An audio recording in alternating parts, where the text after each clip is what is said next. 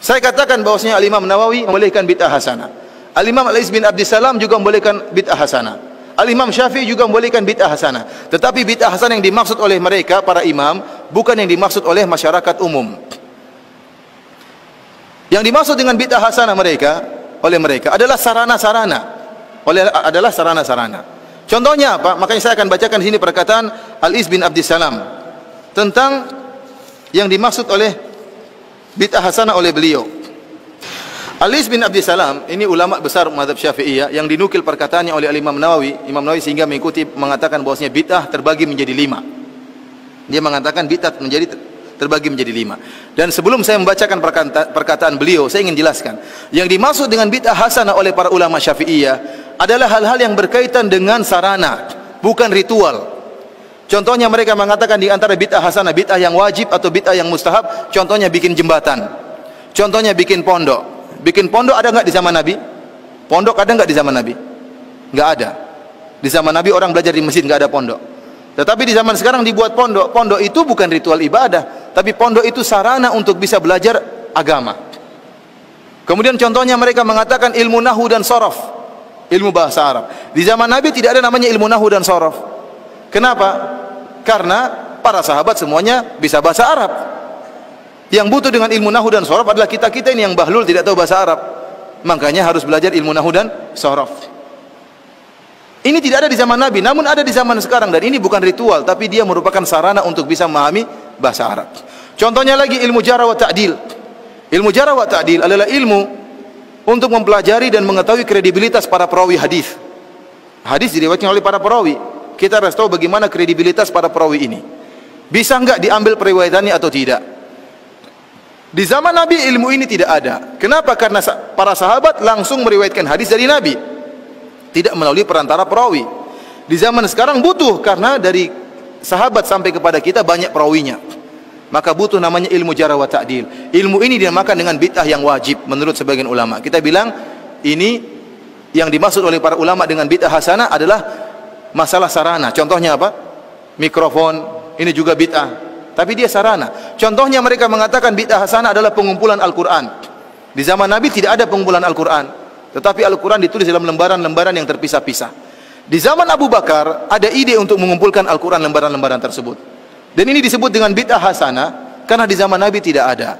Tetapi pada hakikatnya dia bukan ritual ibadah, tetapi dia sarana untuk mempelajari Al-Quran. Maka butuh lembaran-lembaran tersebut dikumpulkan. Karena yang disebut dengan bid'ah hasanah oleh sebagian ulama adalah masalah sarana-sarana, bukan ritual. Kalau ritual seperti tadi, sholat raghaib, sholat malam nisfu Sya'ban, tambahan wa barakatuh, mengangkat jenazah sambil berzikir, ini diingkari oleh Imam Nawawi, disebut dengan bid'ah yang mungkar. Sebagian orang-orang Indonesia tatkala melihat ternyata sebagian ulama Syafi'iyah membolehkan bid'ah hasanah, mereka salah paham. Mereka menyangka bid'ah hasanah yang dimaksud kreasi sebebas-bebasnya. Padahal tidak, yang dimaksud dengan bid'ah hasanah adalah masalah sarana dan sarana, bukan membuat ritual ibadah yang baru. Ya. Karena lihat, tatkala Imam Al-Iz bin Abdissalam mengatakan bid'ah terbagi menjadi bid'ah yang wajib, bid'ah yang haram, bid'ah yang mandub, dan bid'ah yang makruh, dan bid'ah yang mubah. Jadi bid'ah ada berapa? Wajib, mustahab, kemudian makruh, haram, dan mubah. Ada 5 macam bid'ah. Kemudian beliau menyatakan ada beberapa contoh bid'ah yang wajib, kata beliau. Yang pertama, berkecimpung dalam ilmu nahwu, yang dengan ilmu tersebut dipahami perkataan Allah dan perkataan Rasulullah. Hal ini hukumnya wajib. Menjaga syariat tidak mungkin kecuali dengan ilmu nahwu. Contoh kedua adalah menjaga kata-kata yang asing, yang gharib. Jadi di zaman Nabi tidak ada penulisan kata-kata gharib. Jadi ada bahasa Arab, bahasa yang luas, dan Nabi dan para sahabat mengerti bahasa Arab dengan detail.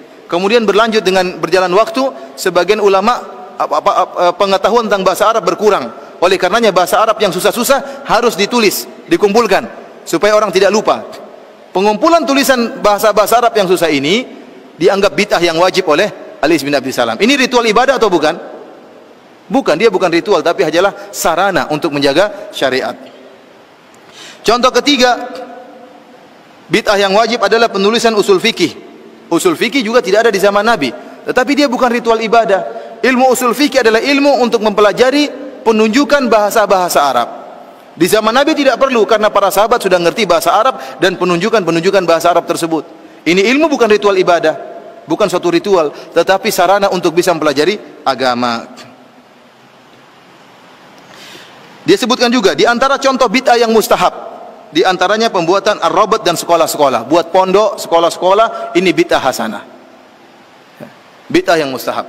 Dari sini ikhwani fillah wa akhwati fiddin azanillahu iyyakum, kita paham ternyata meskipun sebagian ulama Syafi'iyah membolehkan adanya bid'ah hasanah, namun bid'ah hasanah yang mereka maksudkan tidak sebagaimana yang dipahami oleh banyak orang, sehingga mereka menyangka boleh berbuat kreasi dalam ibadah sebanyak-banyaknya. Ini tidak dibenarkan, ya. Yang dimaksud bid'ah hasanah oleh mereka hanyalah, ya, perkara-perkara yang berkaitan dengan sarana dan bukan ritual ibadah. Karena kalau kita membuka bab ini, setiap orang boleh bikin ritual agama, maka akan banyak kelompok-kelompok yang aneh-aneh. Akan banyak kelompok yang aneh-aneh. Ada yang berzikir dengan menggerakkan kepalanya, la ilaha illallah, ya, seperti itu apa? Illallahnya harus begini. Kenapa begitu? Enak saya rasakan kalau. Kenapa kalau saya illallah sebelah kiri enak atau tidak, ya? Orang juga, ya. Oleh karena saya katakan bid'ah hasanah semuanya relatif, tidak ada yang absolut. Beda dengan syariat. Kalau syariat Islam, solat berjamaah semua sepakat itu baik, bersedekah semuanya sepakat itu baik, solat malam semuanya sepakat itu baik. Tetapi bid'ah hasanah pasti ada khilaf. Contohnya seperti kalau bid'ah hasanah, kenapa dikatakan relatif? Karena dia baik menurut sebagian orang, menurut kreator bid'ah tersebut baik, tapi menurut yang lain tidak baik. Contohnya orang-orang Syiah tatkala berbuat bid'ah memukul-mukul tubuh mereka tatkala 10 Muharram, hari Asyura. Kita bilang itu perbuatan buruk, tapi kata mereka orang Syiah ini baik. Dengan saya memukulkan diri saya, mengeluarkan darah, saya ingat bagaimana perjuangan Hussein, menambah iman saya. Nah, sekarang repot, kita mau larang bagaimana? Kita bilang nggak baik, menurut dia baik. Dan kita punya kaidah sama-sama boleh bikin kreasi. Kalau kita punya kaidah boleh berbuat kreasi sebebas-bebasnya, maka kita tidak akan bisa mengingkari siapapun dalam berbuat bid'ah. Kalau tadi ada yang bilang la ilaha illallah gini, kita bilang kenapa kamu zikirnya kayak gitu? Kan susah kalau di kamar bisa kejedut kepalanya. Dia bilang ini enak kalau saya, illallahnya enak digoyangkan. Berarti kalau saya illallah belok kiri boleh enggak? Kalau ke belakang illallah enak enggak, ya? Seperti itu, ya. Akhirnya orang bebas saja mau berzikir. Mau bikin zikir apapun, bikin ibadah apapun enak. Oleh karena kita bilang suatu yang hasanah bid'ah itu pasti relatif. Namun anehnya masing-masing merasa itu yang baik dan memburukan yang lainnya. Sekarang ada banyak 5 pelaku bid'ah misalnya. Ada thariqah misalnya, thariqah Rifaiyah, ada thariqah Tijaniyah, ada thariqah Naqsyabandiyah. Masing-masing punya bid'ah khusus. Masing-masing punya bid'ah khusus. Masing-masing punya salawat khusus. Masing-masing punya cara ibadah khusus. Yang satu menganggap dia yang terbaik, yang lain kurang baik, yang lain juga demikian. Masing-masing merasa terbaik. Itulah akibat dari bid'ah.